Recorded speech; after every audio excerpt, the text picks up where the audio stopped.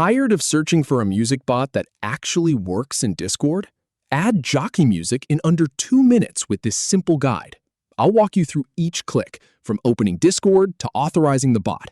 No fluff, just the exact steps. First, go ahead and open Discord.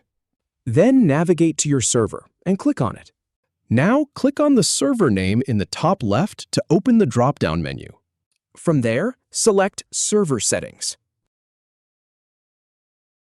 Once you're in Settings, click on App Directory. In the search bar, type Jockie Music. Then click on the Jockie Music app from the results. Click on Add App to start the installation. Then click Continue to proceed. Finally, click Authorize to grant permissions.